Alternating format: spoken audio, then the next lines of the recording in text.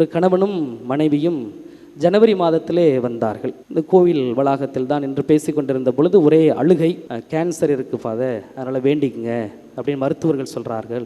ஒரே அழுகை மட்டும்தான், கண்ணீர் மட்டும்தான். சரி கவலைப்படாதீங்கம்மா, போய் கொஞ்ச நேரம் மாதா பீடத்துக்கு முன்னாடி போய் நின்றுட்டு ஜெபமாலை சொல்லுங்கள், எவ்வளவு ஜெபமாலை சொல்ல முடியுமோ ஜெபமாலை சொல்லிட்டு எவ்வளவு நேரத்தை இந்த மாதா பீடத்திற்கு முன்பாக செலவு செய்ய முடியுமோ செலவு செய்து விட்டு செல்லுங்கள். நீங்கள் கண்டிப்பாக இதே ஆலயத்திற்கு வந்து சாட்சி சொல்கின்ற அளவிற்கு அந்த அன்னை நம்முடைய ஆரோக்கிய மாதா பரிந்து பேசி தன்னுடைய மகனிடத்திலிருந்து உங்களுக்கு பெற்றுக் கொடுப்பார்கள் என்று சொல்லி அனுப்பி வைத்தேன். மார்ச் 1ஆம் தேதி ஞாயிற்றுக்கிழமை சாட்சி சொல்ல வந்தார்கள். என்ன நடந்தது? அவர்கள் ஒரு பள்ளிக்கூடத்திலே ஒரு சாதாரண வேலையில் செய்கிறார்கள். அப்பொழுது தொண்டையில் அவருக்கு ஒரு கட்டி, அந்த கட்டியை பரிசோதிப்பதற்காக அந்த டவுன்ல உள்ள ஒரு மருத்துவமனைக்கு செல்கிறார்கள். அவர்கள் சோதித்து விட்டு கொலஸ்ட்ரால் கட்டியா இருக்குமோன்னு இந்த அம்மா பயப்படுறாங்க. அவர்கள் சோதித்து பார்த்து விட்டு ஒரு 6 மாதம் வெயிட் பண்ணுங்க, ஆபரேஷன் மட்டும்தான் தீர்வு, அதனால ஒரு 6 மாசம் வெயிட் பண்ணுங்க அப்படின்னு சொல்றாங்க. இந்த அம்மாவுக்கு முடியல, எனக்கு கட்டி வளர்ந்துகிட்டு இருக்கு, ஆனா வலி இல்லை. கொஞ்ச நாள் கழிச்சு கட்டி வளர ஆரம்பிக்கின்ற பொழுது அவர்கள் சொல்கின்ற மருத்துவ செலவிற்கு இவருடைய குடும்பம் ஒத்து வரவில்லை. ரொம்ப கம்மியான வருமானம், என்ன செய்வதென்று தெரியாமல் அவருடைய வீட்டிற்கு அருகில் உள்ள ஒரு மருத்துவமனைக்கு செல்கிறார்கள். அங்கே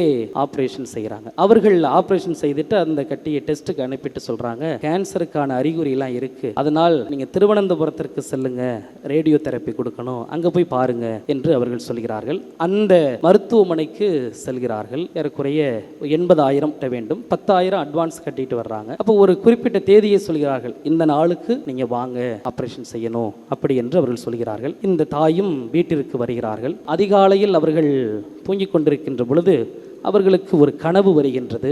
என்ன கனவு என்றால், அவர்கள் வேளாங்கண்ணி இதே மாதா பீடத்திற்கு முன்னால் முழந்தாள் படியிட்டு வேண்டிக் கொண்டிருப்பது போல அவர்களுக்கு ஒரு கனவு வருகின்றது. இவர்கள் அந்த மருத்துவமனைக்கு செல்லல, திருவனந்தபுரம் செல்லல, மாறாக முதலாவதாக சென்ற மருத்துவமனைக்கு சென்று இந்த ரிப்போர்ட்லாம் கொடுத்து அவர்கள் கேட்கின்றார்கள். அவர்கள் சொல்றாங்க, ஒன்றும் கவலைப்படாதீங்க, 3 மாதம் கழிச்சு மறுபடியும் பார்க்கலாம், உங்களுக்கு சுகமாயிடும், நீங்கள் கவலைப்படாமல் போங்க அப்படின்னு சொல்கிறார்கள். அவர்கள் இங்கே வேளாங்கண்ணிக்கு வர்றாங்க. எல்லாத்தையும் எடுத்துக்கிட்டு இங்கே வேளாங்கண்ணிக்கு வந்து இதே பீடத்திற்கு முன்பாக அவர்கள் அழுது ஜெபிக்கிறார்கள். ஒரே கண்ணீர், அழுது ஜெபிக்கிறார்கள். அதற்கு அருகில் அமர்ந்திருந்த ஒரு பெண் தெலுங்கு, இங்கே அழுவுறதை பார்த்துட்டு அவங்க என்னமோ சொன்னாங்களா, செப்புண்டி அப்படின்னு சொல்கிறாங்க. இவர்களுக்கு கொஞ்சம் தெலுங்கு தெரியும், ஏனென்றால் ஆந்திராவில் 10 வருஷம் வேலை பார்த்தாங்களா. இவங்க சொல்கிற தெலுங்கை புரிஞ்சுக்கிட்டு, ஒன்றும் கவலைப்படாதீங்க, உங்களுக்காக நாங்கள் ஜெபித்துக் கொள்கிறோம் என்று சொல்லி அந்த அம்மாவும் ஆறுதல் சொல்கிறார்கள். நீங்கள் கவலைப்படாமல் போயிட்டு வாங்க, நல்லது நடக்கும் என்று சொல்லி அனுப்பி வைத்தேன். மார்ச் 1ஆம் தேதி இங்கே வந்தார்கள். அவர்கள் வேண்டிக் கொண்டு போன இதுதான், எந்த மருத்துவ சிகிச்சைக்கும் செல்லாமல் எனக்கு இந்த சுகத்தை கொடுங்க அப்படி என்று சொல்லி அவர்கள் அதைத்தான் வேண்டினார்களாம். அவர்கள் மறுபடியும் மருத்துவமனைக்கு சென்று பார்த்தார்கள். எந்த விதமான அந்த கேன்சருக்கான கட்டி எதுவுமே இல்லை